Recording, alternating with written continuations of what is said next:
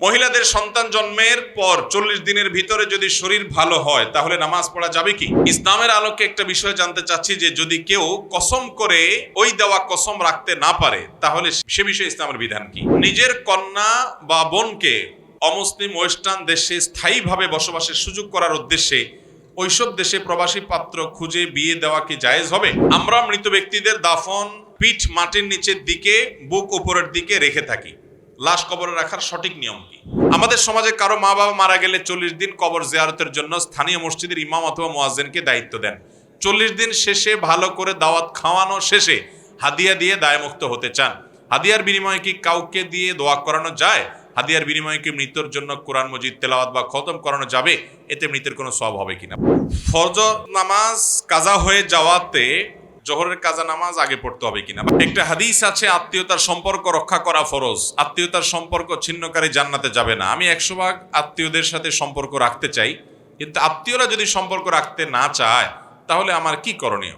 এরপরে প্রশ্ন হলো, নতুন একটি রীতি বা রেওয়াজ চালু হয়েছে, তা হলো যদি কোনো ব্যক্তি মারা যান তাহলে দেখা যায় একদিকে মৃত ব্যক্তিকে কাফন দাফন করানোর চেষ্টা চলছে, অন্যদিকে ওই দিন গরু জবে করে শিরনি করা হচ্ছে। এটা কতটুকু সঠিক? প্রথম প্রশ্ন, একজন পিতা যিনি তার সন্তানদের লালন পালনের জন্য বিদেশ গমন করেন, পরিশ্রম করে টাকা উপার্জন করে ছেলে মেয়েদের জন্য ব্যয় করেন, অথচ শেষ বয়সে এসে সম্পত্তির জন্য ছেলে মেয়ের অবহেলার শিকার হন, এ ব্যাপারে ইসলামের বক্তব্য কি? পরিবারের বড় ভাই বাবা মা বোনদের লালন পালন করতে পরিশ্রম করেন, অল্প বয়সে তাদের দেখাশোনা করতে প্রচুর কঠোর পরিশ্রম করেন, কিন্তু সেই ভাই বোন বড় হয়ে সব অস্বীকার করে উল্টো বড় ভাইয়ের বিরুদ্ধে মিথ্যা অভিযোগ করে, সেক্ষেত্রে ইসলামের বক্তব্য কি? খুব দরকারি এবং জীবন ঘনিষ্ঠ একটি জিজ্ঞাসা ভাই। প্রথম কথা হলো, বাবা তিনি অনেক সময় দেখা যায় সন্তানদের উজ্জ্বল ভবিষ্যতের জন্য বিদেশে পাড়ি জমান, কিংবা দেশে অনেক হাড়ভাঙা পরিশ্রম করে নিজের আরামকে হারাম করে উপার্জন করেন, সহায় সম্পদ করেন সন্তানদের মানুষ করবার জন্য। এটা ভালো কাজ, সন্তানদের সুখের জন্য ভালো কাজ করবেন। নবী করিম সাল্লাল্লাহু আলাইহি ওয়াসাল্লাম বলেছেন, তুমি তোমার স্ত্রীর মুখে যে খাবারটা তুলে দাও, অর্থাৎ তাদের খাবারের যে ব্যবস্থা করো, এখানে পরিবারের জন্য তুমি বাজার করে আনছো, উপার্জন করছো, কামাই করছো, এটার কারণে আল্লাহ তাআলা তোমাকে সাদাকার সওয়াব দিবেন। অতএব এটা ভালো কাজ, কিন্তু মনে রাখতে হবে দুটি বিষয়। নাম্বার 1, আমার পরিবারকে সম্পদ দিয়ে যাওয়া এটা যতটা গুরুত্বপূর্ণ, তার চাইতে বহুগুণ গুরুত্বপূর্ণ হলো তাদেরকে ঈমান, তাকওয়া, নেকামল, ঈমান আমল শিক্ষা দিয়ে যাওয়া। সন্তানকে যদি ঈমান আমল শিক্ষা দিয়ে যান, সূরা লোকমানের 13 থেকে 19 নম্বর আয়াতে লোকমান হাকিম যে 10টা উপদেশ দিয়ে গেছেন তার সন্তানকে, সেইগুলো যদি আপনার সন্তানকে আপনি দিয়ে যেতে পারেন এবং সন্তান সেটা ক্যাচ করতে পারে, তাহলে এই সন্তান আপনার সাথে কখনো বেঈমানি করার কথা কল্পনাও করতে, সেই সকল সন্তান বাবা মার বেঈমান সন্তান হয় বেশিরভাগ ক্ষেত্রে, যে সকল সন্তান বাবা মা থেকে শুধু টাকা পয়সা আর দুনিয়াটাই শিখছে, দিন আখেরাত যারা চিনে নাই।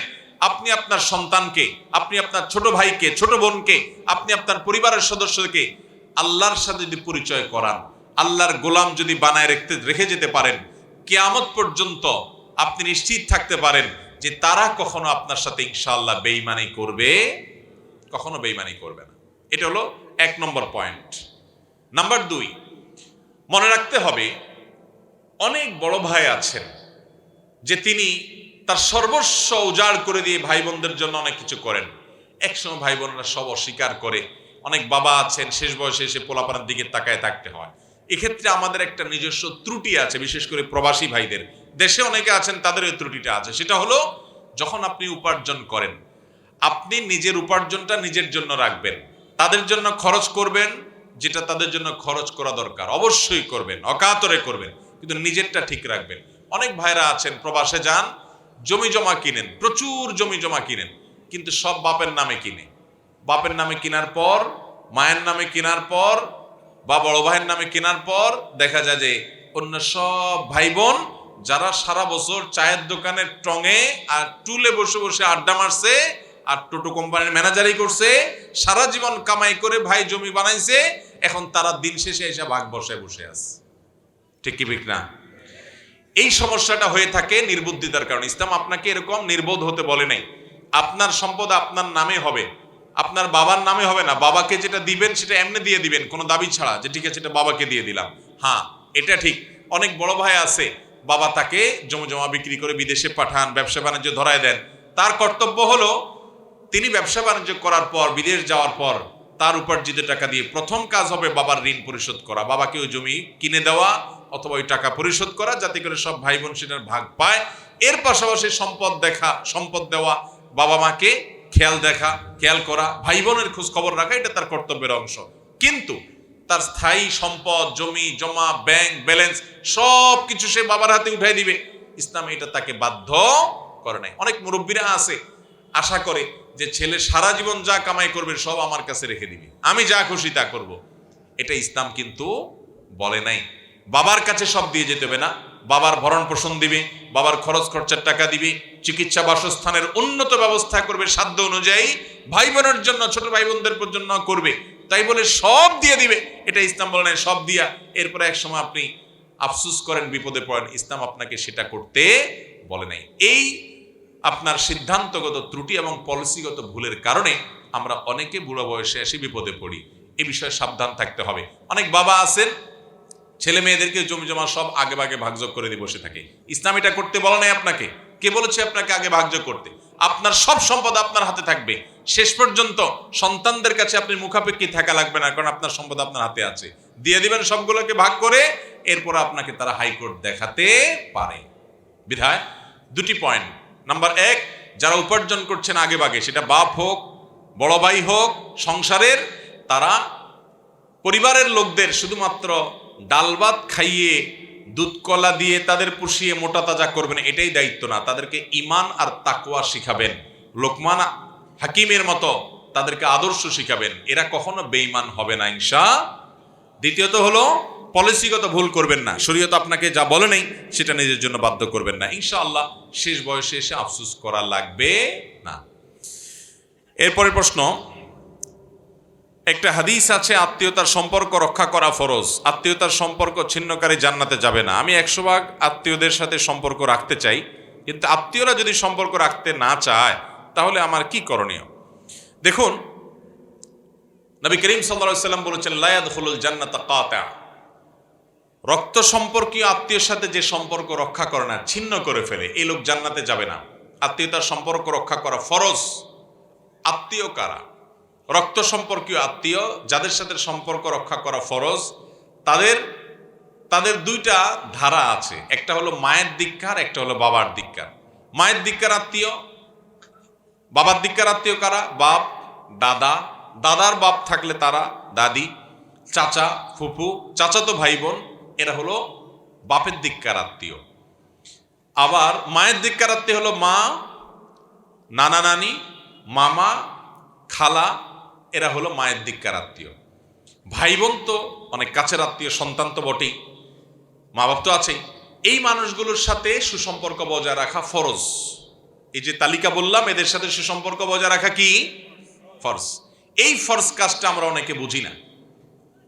দেখা যায় অনেকে ফুফুর সাথে মাসকে মাস হয় যোগাযোগ নেই, চাচার খোঁজ খবর নেয় না, মাসকে মাস হয়ে গেছে, দেখা সাক্ষাৎ হয়তো সালামও হয় না, অথচ তাদের সাথে সুসম্পর্ক রক্ষা করা ফরজ। এই ফরজটা আমরা অনেকে অবহেলা করি।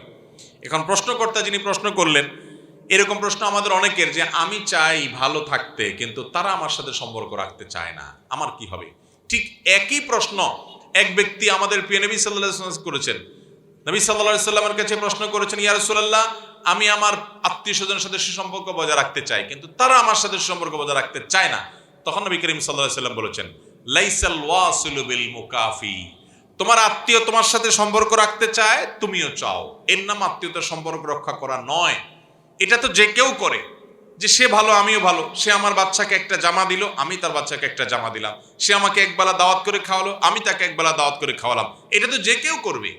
আত্মীয়তার সম্পর্কের রক্ষাকারী সে, যার আত্মীয় তাকে ইগনোর করে, তার সাথে মিশার ব্যাপারে আগ্রহ দেখায় না, কিন্তু সে নিজেই থেকে আগ্রহ করে, সে মহব্বত করে, সে ভালোবাসা দেখায়, সে একটু তরকারি পাঠায়, সে একটু উপকার করার চেষ্টা করে, সে একটু খোঁজ খবর নেয়, সে একটু দোয়া করে, এটা হলো আত্মীয়তার সম্পর্ক রক্ষাকারী। অর্থাৎ আপনি যার সাথে আত্মীয়তার সম্পর্ক রক্ষা করতে চাচ্ছেন, তিনি রক্ষা করতে না চাইলেও আপনি আন্তরিক হবেন, এর জন্য আল্লাহ আপনাকে আজর দিবে। হ্যাঁ, যদি এমন হয় তার সাথে সম্পর্ক রক্ষা করতে গেলে সে আরো নারাজ হয়, মনে কষ্ট পায়, সে আপনাকে আঘাত করে, তাহলে আপনি দূরে থাকতে পারেন, সেটা ভিন্ন কথা। এরপরে প্রশ্ন হলো, নতুন একটি রীতি বা রেওয়াজ চালু হয়েছে, তা হলো যদি কোনো ব্যক্তি মারা যান তাহলে দেখা যায় একদিকে মৃত ব্যক্তিকে কাফন দাফন করানোর চেষ্টা চলছে, অন্যদিকে ওই দিন গরু জবে করে শিরনি করা হচ্ছে, এটা কতটুকু সঠিক? দেখুন, আমরা তো এতদিন শুনতাম মানুষ মারা যাওয়ার পর 3 দিন, 7 দিন, 40 নম্বর দিন, এতদিন পরে এলাকাবাসীকে গরু জবাই করে শিরনি খাওয়ানো হতো, জিয়াফত খাওয়ানো হতো, খরচের খাবার ইত্যাদি হতো। এখন আবার নতুন করে শুনলাম মানুষ মারা গেছে একদিকে, আরেকদিকে নাকি তখনই গরু জবে এবং খাওয়া দাওয়া শুরু হয়। ভাইরা আমার, কোনো মানুষ মারা গেলে এটা তো বেদনার সময়, খাওয়া দাওয়া ফুর্তি ফার্তা এগুলো তো আনন্দের সময় হয়। অতএব ইসলাম মারা যাওয়ার পরে নিজেরা খাওয়া দাওয়ার ফুর্তি করার কোন নির্দেশ ইসলাম আমাদেরকে দেয় নাই। এগুলো আমাদের মন গড়া রসম রেওয়াজ এবং নিজেদের বানানোর সংস্কৃতি। তবে হ্যাঁ, কোনো মানুষ মারা যাওয়ার পর ওই মৃত ব্যক্তির আত্মীয় স্বজন অনেক বেশি, তারা আসছেন, তখন এলাকাবাসীর কর্তব্য তাদেরকে খাওয়ানো। তাদের জন্য গরু জবাই করলেন, ছাগল জবাই করলেন, গোশত আনলেন, রান্নাবাড়া করলেন, সেটা ঠিক আছে, কিন্তু মারা গেছে যিনি, তার ছেলে মেয়ে, তার পরিবারের কাছে এলাকাবাসী খানা খাইলেন, এটা ইসলামের নির্দেশ নয়, পরিষ্কার কথা। এরপরে প্রশ্ন হলো, দিন কায়েম ও ইসলামী আন্দোলনের গুরুত্ব কতটুকু ইসলামের দৃষ্টিতে?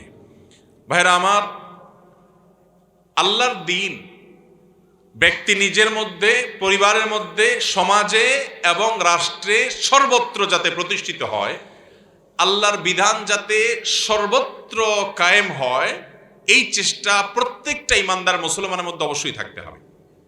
প্রতিটা মুসলমানের মধ্যে অবশ্যই থাকতে হবে। একজন মুসলমান হিসাবে অবশ্যই আমাকে এই আশা, এই আকাঙ্ক্ষা রাখতে হবে, এই প্রচেষ্টা, এই পদক্ষেপ আমাকে রাখতে হবে যে আমি চাইব যে আলহামদুলিল্লাহ একেবারে আমার ব্যক্তি থেকে নিয়ে রাষ্ট্রের সর্বোচ্চ পর্যন্ত গোটা পৃথিবীতে সর্বত্র আল্লাহ তাআলার সকল আদেশ নিষেধগুলো জারি হোক, সবাই সেগুলো অনুযায়ী চলুক, পৃথিবী সেভাবে আগাক। এর জন্য পদক্ষেপ কি হবে, পলিসি কি হবে, সেটা নিয়ে মত পার্থক্য, মতভিন্নতা থাকতে পারে, পদ্ধতি, দৃষ্টিভঙ্গি ভিন্ন থাকতে পারে, কিন্তু এই আশা, এই আকাঙ্ক্ষা, এই স্বপ্ন প্রতিটা মুসলমানের মধ্যে থাকতে হবে এবং স্বপ্ন অনুযায়ী তার দৃষ্টিভঙ্গি অনুপাতে তাকে অবশ্যই অগ্রসর হতে হবে, পদক্ষেপ রাখতে হবে। সেই সাথে যদি কোনো অন্যায় কাজ হয়, অবশ্যই অসৎ কাজের বাধা প্রদান করতে হবে। আমাদের অনেক মুসলমান আছেন নিজে নামাজ কালাম পড়েন, দুনিয়াতে উল্টাপাল্টা কি হয় তিনি দেখার ধার ধারেন না। এখানে কখনো এইভাবে সঠিকভাবে আল্লাহর নির্দেশের উপর আপনি টিকে থাকতে পারবেন না। নবী সাল্লাল্লাহু আলাইহি ওয়াসাল্লাম বলেছেন, তোমাদের কেউ যখন কোনো অন্যায় কাজ দেখবে, মান রাআ মিনকুম মুনকারান, কোন অন্যায় কাজ যখন দেখবে, ফালিয়ুগাইয়িরহু বিয়াদিহি, সে নিজের হাত দিয়ে সেটাকে থামাবে। হাত দিয়ে না পারলে মুখ দিয়ে সেটাকে পরিবর্তন করবে।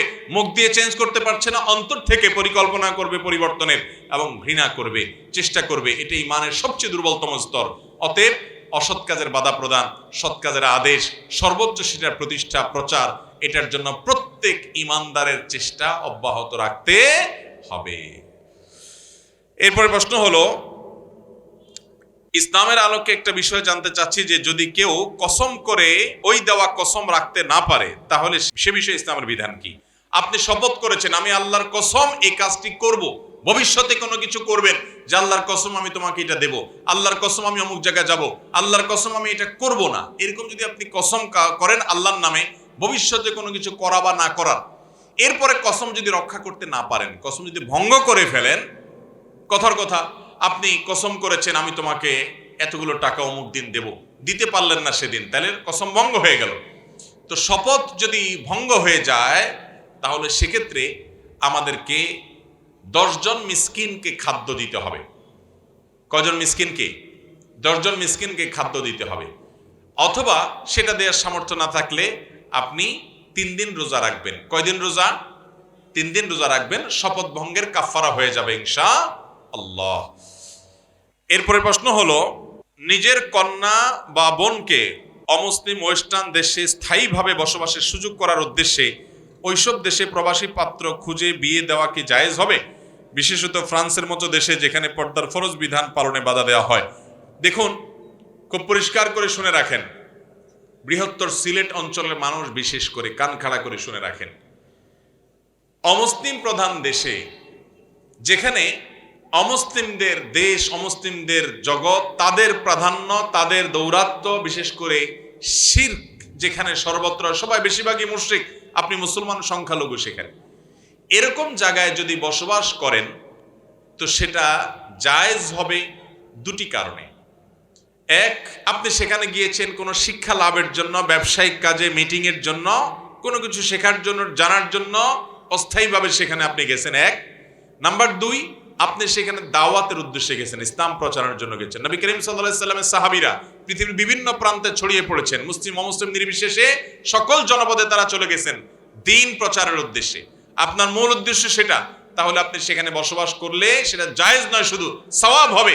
আর এর বিপরীতে একটু হালুয়া রুটি বেশি খাবেন, একটু পনির খাবেন, একটু বার্গার ভালো খাবেন, একটু উন্নত এবং লাক্সারিয়াস লাইফ লিড করবেন, এই আশায় যদি আপনি পশ্চিমা দুনিয়াতে পাড়ি জমান, তাহলে সেটা নাজায়েজ হবে, গুনাহ হবে। স্থায়ীভাবে সেখানে বসবাসের প্ল্যান করেন দুনিয়ার কারণে। কারণ নবী করিম সাল্লাল্লাহু আলাইহি ওয়াসাল্লাম একটা হাদিস শুনে রাখেন, তিনি বলেছেন, আনা বারিউন, আমি ওই ব্যক্তি থেকে মুক্ত, মিম্মাই ইয়াকিমু বাইনা আযহুরিল মুশরিকিন, যে অমুসলিম মুশরিকদের, কাফেরদের মধ্যে বসবাস করে স্থায়ীভাবে, এবং এটা অবশ্যই যে দুনিয়ার কারণে। নবী সাল্লাল্লাহু আলাইহি ওয়াসাল্লাম বলেছেন, তার ব্যাপারে আমি কোনো দায়িত্ব গ্রহণ করব না, কারণ আমার ব্যক্তিগত অভিজ্ঞতা, আপনারা অনেকেই সিলেট, মৌলভীবাজার, হবিগঞ্জ এই সমস্ত এলাকা মানুষ জানেন যে পশ্চিমা দুনিয়াতে অমুসলিম প্রধান দেশে যারা পাড়ি জমায় চলে যায়, নিজেরা কোনো মতো ইমানের উপর টিকতে থাকলেও তাদের ছেলে মেয়েদের ইমানের উপর টিকাতে পারে না। ছেলে মেয়েদেরকে যদি কোনো রকম টিকাতে পারে, এর পরের জেনারেশন বেঈমান হয়ে যায়, নাস্তিক হয়ে যায়, খ্রিস্টান হয়ে যায়, তাদেরকে টিকিয়ে রাখা যায়। এই অভিজ্ঞতা প্রতিটা মানুষ কম বেশি জানেন। তো আপনার প্রজন্ম শেষ হয়ে যাবে একটা সময়, আপনি জানেন, সেই পথে পদক্ষেপ নেওয়া আপনার জন্য জায়েজ হতে পারে। হ্যাঁ, দাওয়াতি মিশন নিয়ে যদি থাকেন, সেখানে সে উদ্দেশ্যে যান, পরিবারকে সেভাবে গড়ে তোলেন, তাহলে ইনশাল্লাহ জায়েজ হতে পারে। মহিলাদের সন্তান জন্মের পর 40 দিনের ভিতরে যদি শরীর ভালো হয়, তাহলে নামাজ পড়া যাবে কি? মহিলাদের সন্তান জন্ম দেওয়ার পর যদি যে ব্লিডিং হয়, এটাকে নেফাস বলা হয়। এই ব্লিডিং বা রক্ত, এটা যদি দেখা যায়, যতদিন দেখা যায় ততদিন তিনি নামাজও পড়বেন না, রোজাও রাখবেন না, স্বামী সহবাসও করবেন না। কিন্তু এটার সর্বোচ্চ সীমানা হলো 40 দিন। 40 দিন পর্যন্ত ব্লিডিং দেখা গেছে, তারপরেও দেখা যাচ্ছে, তাহলে তারপরে আর ওই ব্লিডিংকে পাত্তা দিবে না, বরং 40 দিনের প্রত্যেক দিন নামাজ পড়বেন, রোজা রাখবেন, স্বামী সহবাস করবেন। আর এই সময়ের মধ্যে সন্তান প্রসব পরবর্তী যে ব্লিডিং হচ্ছে, এই ব্লিডিং বা রক্ত, এটা যদি দেখা যাওয়ার কারণে, নেফাসের কারণে তার নামাজ বাদ যায়, এ নামাজ আর কাজা করা লাগবে না, এটা মাফ। কিন্তু রোজা যেগুলো বাদ যাবে, সেগুলো তাকে পরে, রমজান মাস যদি পরে থাকে এর মধ্যে রোজা বাদ যায়, তাহলে এগুলো পরে রেখে দিতে হবে। তবে ওই সময়ের মধ্যে, কারণ 20 দিনের মধ্যে ব্লিডিং বন্ধ হয়ে যায়, তাহলে 21 দিন থেকে সেদিন বন্ধ হয়, তারপর থেকে সে নামাজ শুরু করতে হবে। এরপরে প্রশ্ন হলো, আমরা মৃত ব্যক্তিদের দাফন পিঠ মাটির নিচের দিকে, বুক উপরের দিকে রেখে থাকি, লাশ কবরে রাখার সঠিক নিয়ম কি? এই যে পদ্ধতি বলেছেন, এই পদ্ধতিতে যদি লাশ কবরে রাখেন, তাহলে এটা সুন্নাহর খেলাফ এবং ভুল পদ্ধতি। অনেক এলাকাতে এটা আছে যে কবরস্থানে, কবর খোঁড়ার পর কবরের মধ্যে লাশকে এমনভাবে রেখে দেওয়া হয় যে আকাশের দিকে তার বুক আর পিঠ মাটির নিচে, জাস্ট সোজা স্ট্রেট লাশটা রেখে দেয়। এভাবে রেখে এরপরে উপরে মাস্টার দিয়ে মাটি ফেলে কবর দিয়ে দেয়। এটা সুন্নাহ সম্মত এবং সঠিক কোনো কবর দেওয়ার পদ্ধতি নয়। কবর দেওয়া এটা ফরজে কিফায়া এলাকাবাসীর উপর। ভুলভাবে কবর দিলে পুরো এলাকাবাসী এটার জন্য দায়ী থাকবে। তাহলে সুন্নাহ সম্মত পদ্ধতি কি? সুন্নাহ সম্মত পদ্ধতি হলো সিন্দুক কবর, যেটাকে আমরা বলি, সেটা কোনটা? সেটা হলো এমনভাবে কবর খুঁড়বেন যে কবরের পশ্চিম পাশের যে মাটি, এই মাটির নিচে সিন্দুকের মতো করে কেটে সুড়ঙ্গ তৈরি করবেন। এমনভাবে সুড়ঙ্গ তৈরি করবেন যে লাশটার পুরাটুকু ওই সুড়ঙ্গের ভিতরে ঢুকে যায়। এরপরে আপনি বাঁশ দিয়ে কবর দিয়ে ফেলেন। কথা কি বুঝাতে পারছি? এইভাবে আপনি কবর দিবেন এবং আপনার কবর, লাশ থাকবে কেবলার দিকে, আপনার কাত করা, সুড়ঙ্গের মধ্যে থাকবে সেটা। আর যদি সুড়ঙ্গ করা না যায়, অনেক সময় বৃষ্টির কারণে সুড়ঙ্গ করা যায় না, মাটি ভেঙে পড়ে ইত্যাদি ইত্যাদি, তাহলে সেক্ষেত্রে এরকম বর্ষাকালে যদি হয় বা এমন কোনো জায়গা হয় যে সুড়ঙ্গ করা সম্ভব না, তাহলে কবরের মাঝখানে আবার আরেকটা গর্ত করে সেই গর্তে আপনি লাশ রাখবেন। কিন্তু সেক্ষেত্রেও লাশ কাত করে কেবলামুখী করে রেখে তার উপরে আপনি বাঁশ দিয়ে তারপরে মাটি দিবেন। একবারে স্ট্রেট শুধু লাশটাকে কবর করে রেখে দিয়ে মাঝখানে বুক বরাবর আপনার আসমানের দিকে থাকবে, এটা সুন্নাহ সম্মত কোনো পদ্ধতি নয়।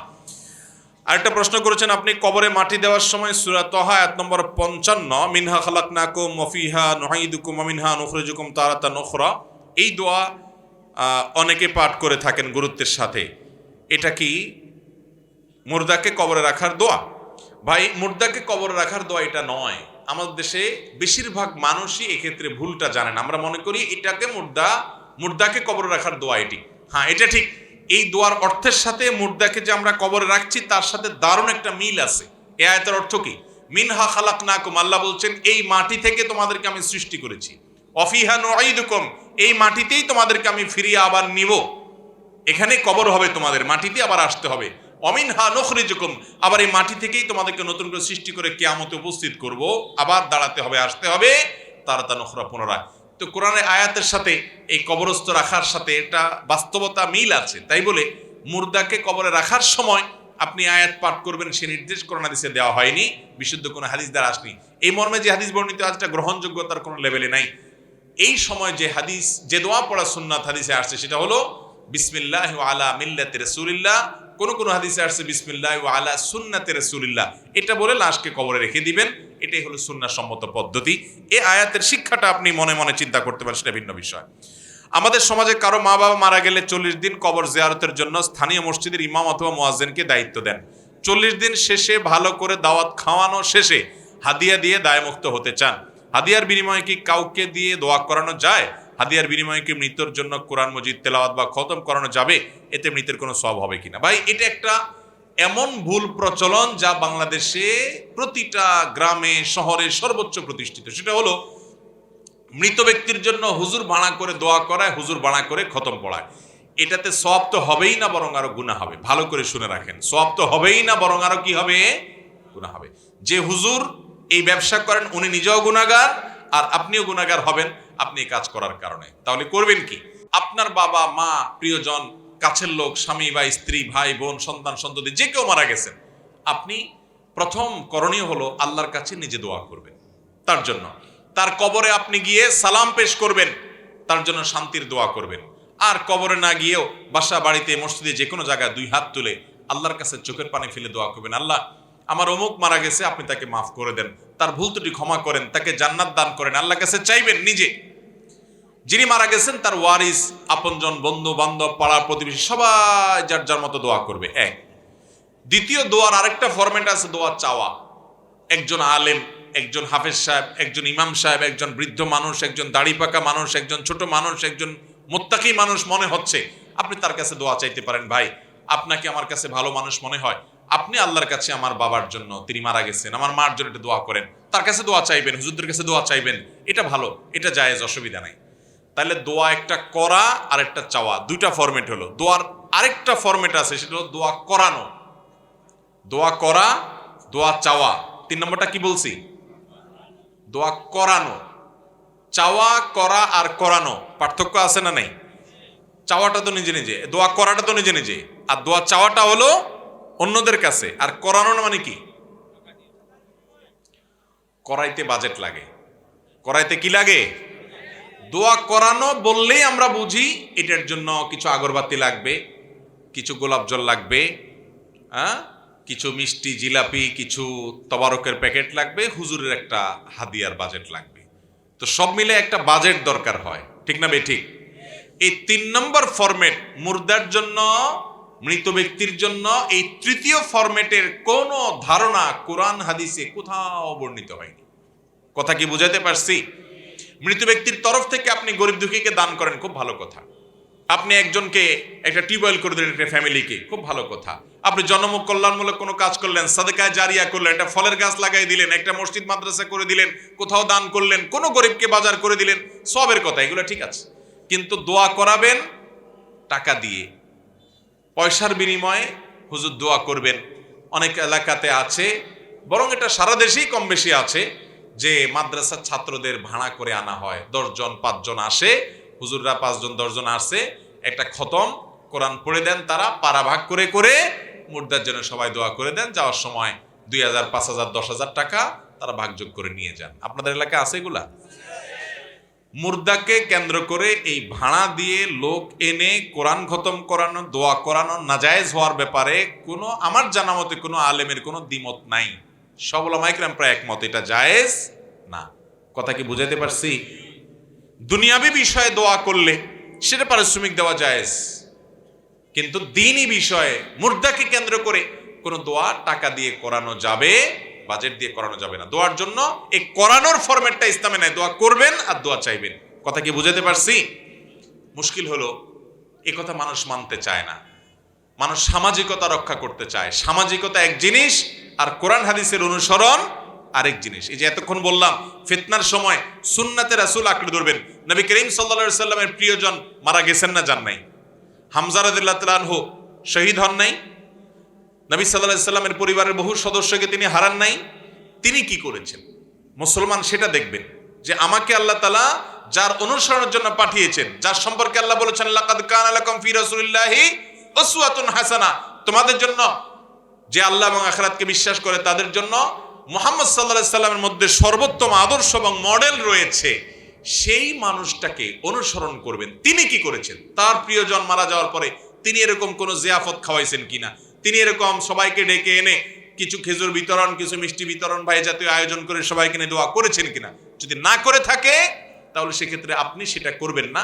আপনি তার পদ্ধতি অনুযায়ী মৃত ব্যক্তির জন্য দোয়া করবেন, অন্যদের কাছে দোয়া চাইবেন। কথা কি বুঝাইতে পারছি? আল্লাহ তাআলা আমাদের সবাইকে এই ভয়াবহ বিদআত থেকে, এই ভয়াবহ কুসংস্কার থেকে বেঁচে থেকে আমাদের মৃত আত্মীয় স্বজনের জন্য যা করলে তাদের উপকার হবে সেই কাজ করার তৌফিক দান করুন। আমি বলি যে মৃত ব্যক্তির জন্য হুজুর ডেকে এনে খানা খাওয়াবেন, পয়সা দিবেন, খতম পড়াবেন, আম সালা দুইটাই যাবে। আম সালা যাওয়া বুঝেন? যে কোরআন পড়ে সওয়াব পায় সে, তাই না? তাহলে যদি সে সওয়াব পায় কথার কথা, তো সে পাবে। আবার টাকাও দিলেন, খানাও খাওয়াইলেন, তাহলে আপনার আমও গেল, সালাও গেল। বুঝেন নাই কথা? অতএব এই কুসংস্কার এবং এই ভুল পদ্ধতি, এটার বিরুদ্ধে আমরা দাঁড়াবো তো ইনশাআল্লাহ। আল্লাহ আমাদেরকে বোঝার তৌফিক দান করুন। ফজর নামাজ কাজা হয়ে যাওয়াতে জোহরের কাজা নামাজ আগে পড়তে হবে কিনা? ভাইরা, যেই কোনো নামাজ কাজা হবে ওইটা আগে পড়বেন। কথার কথা, কোনোদিন ফজরের নামাজ আপনি পড়তে পারেন নাই, ঘুম থেকে উঠতে দেরি হয়েছে, এরপরে আর পড়া হয় নাই, তাহলে আপনি ওই দিন জোহরের নামাজের আগে আগে আপনি ফজর পড়বেন। কথা কি বুঝাতে পারছি? উচিত তো হলো যখনই আপনি ঘুম থেকে উঠেছেন, কোনো কারণে উঠতে পারেন নাই, অ্যালার্ম বাজছে তাও আপনি টের পান নাই গভীর ঘুমের কারণে, ওকে, এরকম মাঝে মধ্যে হতে পারে, প্রায় হলে সেটা গ্রহণযোগ্য না। মাঝে মধ্যে এরকম যদি হয় তাহলে যখন ঘুম ভাঙবে তখন নামাজ পড়বেন। নবী করিম সাল্লাল্লাহু আলাইহি সাল্লাম সাহাবীদের সহকারে একবার একটা অভিযান থেকে আসছেন, পথে তারা রেস্ট করছেন রাতের বেলায়। সাহাবীদেরকে দায়িত্ব ভাগ করে দিয়েছেন পালা করে, যে তোমরা আমাদেরকে যুদ্ধ থেকে ফিরে আসতেছেন জিহাদের ময়দান থেকে, তোমরা একজন আরেকজনকে এত সময় করে করে তোমরা ডিউটি করে রাত জেগে পাহারা দিবা, ফজরের সময় অমুকের ডিউটি তুমি ডেকে দিবা। সম্ভবত আবু হুরায়রা রাদিয়াল্লাহু তাআলা আনহু ওনার আগে ডিউটি ছিল, উনি ঘুম গভীর হয়ে গেছে, পরের জনকে আর ডেকে দিতে পারেন নাই, ফলে সবাই ঘুমায় পড়ে গেছে। নবী সাল্লাল্লাহু আলাইহি সাল্লাম সহ সবার ফজর কাজা হয়ে গেছে। সূর্য উঠে সূর্যের আঁচ গায়ে লাগছে, গরম লেগে উঠছে, তখন সবাই ঘুম থেকে উঠছে, উঠে থেকে হ্যাঁ সর্বনাশ, নামাজের রক্ত গেছে। তখন জামাতের সাথে তারা কাজা আদায় করেছেন, ওই জায়গা পরিবর্তন করে তখন শয়তান সেখানে ওয়াসওয়াসা দিয়েছে। নবী সাল্লাল্লাহু আলাইহি সাল্লামের জীবনে এই ঘটনা একবার ঘটছে। এখন আপনার যদি প্রতিদিন ঘটে তাহলে বুঝতে হবে আপনার দুর্বলতা আছে। এত অ্যালার্মের সিস্টেমে যুগে আছে, এখন নামাজ কাজা হওয়ার ওজর গ্রহণযোগ্য হতে পারে। আমাদের বহু ভাইরা আছেন প্রতিদিন 7টা 8টা 9টা বাজে উঠে ফজর পড়ে, আছে না নাই? প্রতিদিন রাত 12টা 1টা 2টা পর্যন্ত মোবাইল টিপে, মোবাইলের মুনাজাতে থাকে, টিপতে টিপতে টিপতে টিপতে এরপরে 12টা 1টা 2টায় ঘুমায়। ঘুম আস্তে আস্তে গভীর হয়, যখন গভীর ঘুম হয় তখন ফজরের আজান কেন, দুনিয়া উল্টে গেল আর টের পায় না, এত গভীর ঘুম হয়, নামাজ বাদ। এরকম যদি একদিন হয় ঠিক আছে, প্রায় এরকম হলে মনে রাখবেন আপনি গুনাহগার। ফজর নামাজ কাদের জন্য পড়া কঠিন জানেন? নিজেকে মিলায় নেন। নবী করিম সাল্লাল্লাহু আলাইহি সাল্লাম বলেছেন 2 ওয়াক্ত নামাজ ওই মানুষদের জন্য পড়া কঠিন হয়, তারা পড়তে পারে না, বহু চেষ্টা করে পারে না, কঠিন। যে মানুষগুলো দুনিয়ার মানুষের কাছে মুসলমান, নিজের মুসলমান মনে হয়, আল্লাহর খাতায় সে মুনাফিক।